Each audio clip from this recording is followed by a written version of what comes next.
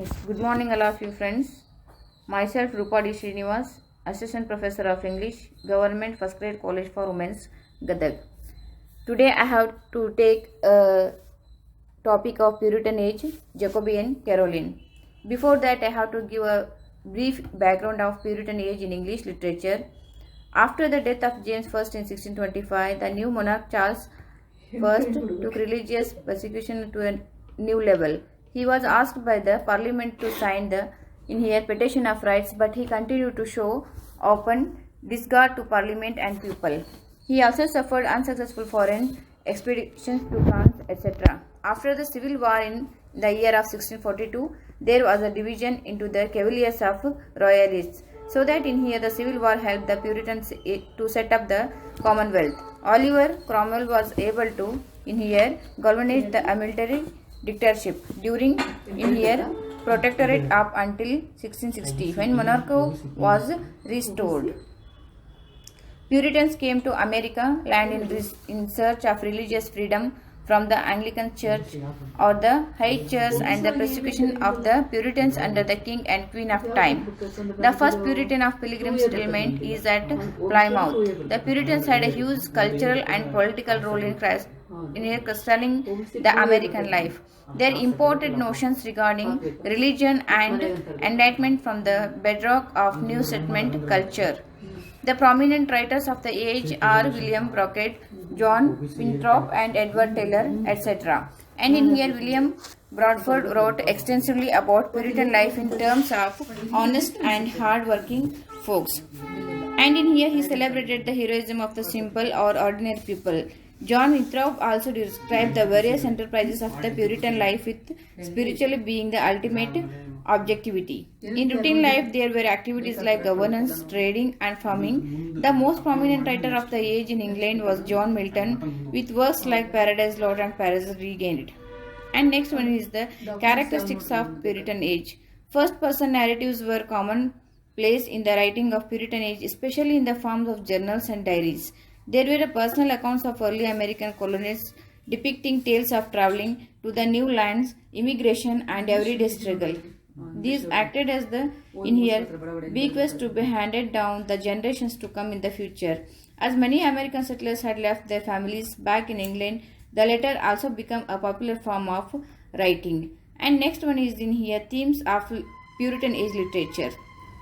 First one is the common themes include religious and political idealism.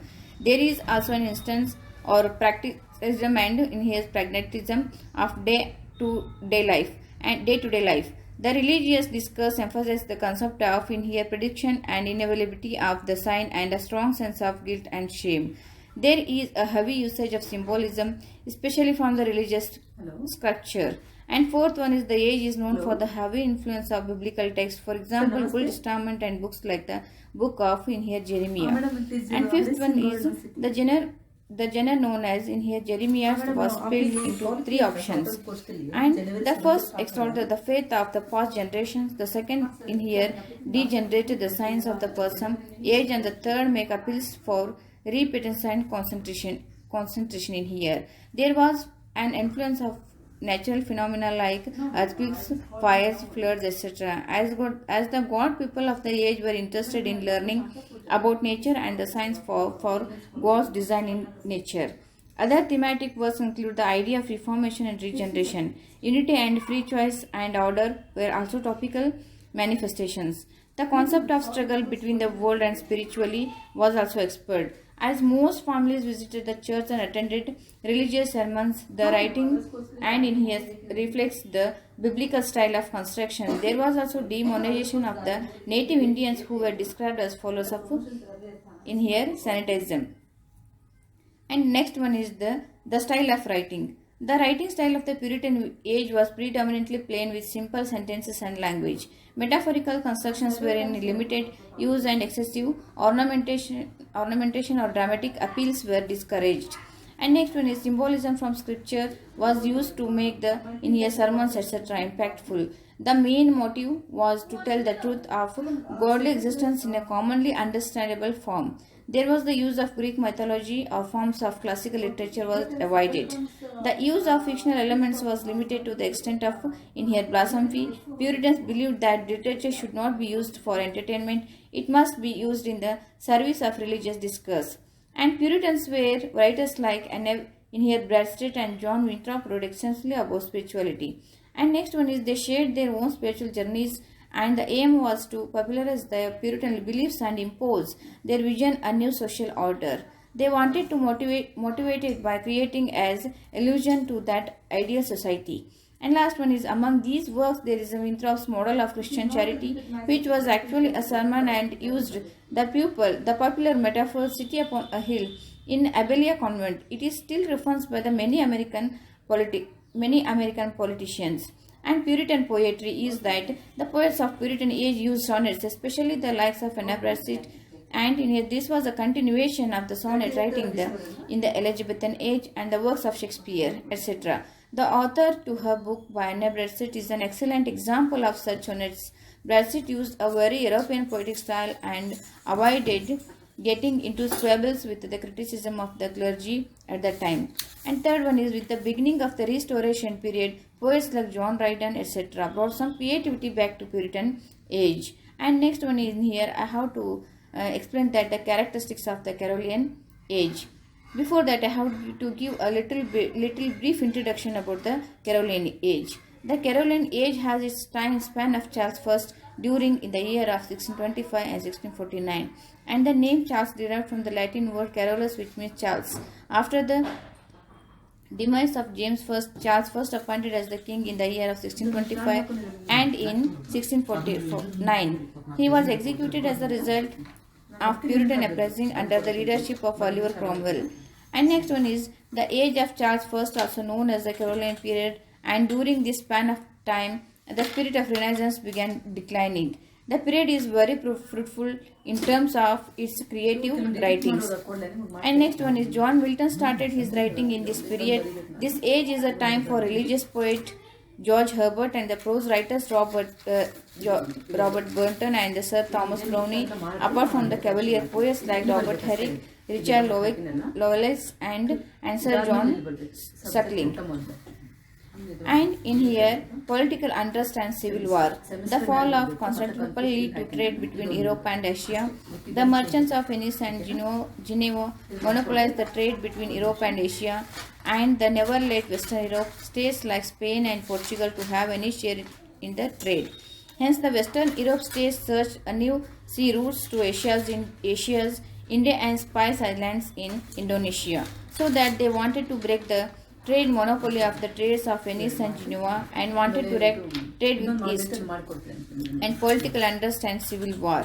The whole period emphasized on the civil war, which divided people into frictions. It dealt with England and civil war that fought between the supporters of king and known as Cavaliers and the supporters of Parliament known as Roundheads. The crisis started when James I, who reclaimed the right of royalty from an act, and Parliament supported the inherent divine right while ignoring the importance of Parliament.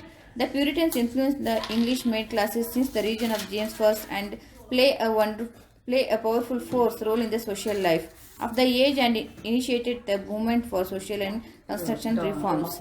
And the historical and in here historiography began in the year of 1642, ended with the in here banishment of Charles I in the year of 1649. There was a great political instability in the year of 1649 to 1660, and in here under the leadership of Oliver Cromwell. But the political chacos and in here volatility ended with the restoration of King Charles II in the year of 1660. And in here we have some poets of Carolingian age. First one is John Milton. Characteristic features of this age are incomplete without in here maintaining John Milton's contributions to the literature. Milton, a Puritan poet, and is a classicist and a humanist in nature. He was a passionate lover of beauty and delighted in the things that his eyes pleased. He wrote early poems including On the Morning of Christ's Nativity in the year of published in 1929 and El Allegera and and second Pensero, which exhibit the eternal beauty. All these works are universal in appeal. Milton by and large influenced the poetry of classical and romantic of Elizabethan century. Second one, we have to read that John Donne.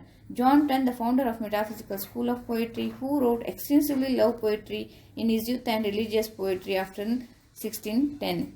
He is essentially a psychological poet who expresses feeling through verse. George Herbert is an ardent religious poet in the Church of England, whose poems have collected in. And third one, and the next one is his work is Temple, in the year of published 1633. His poetry is marked by the clarity and naturalness of expression, concrete of imagery and concise. Henry Vaughan is a mystic at heart and religious in nature.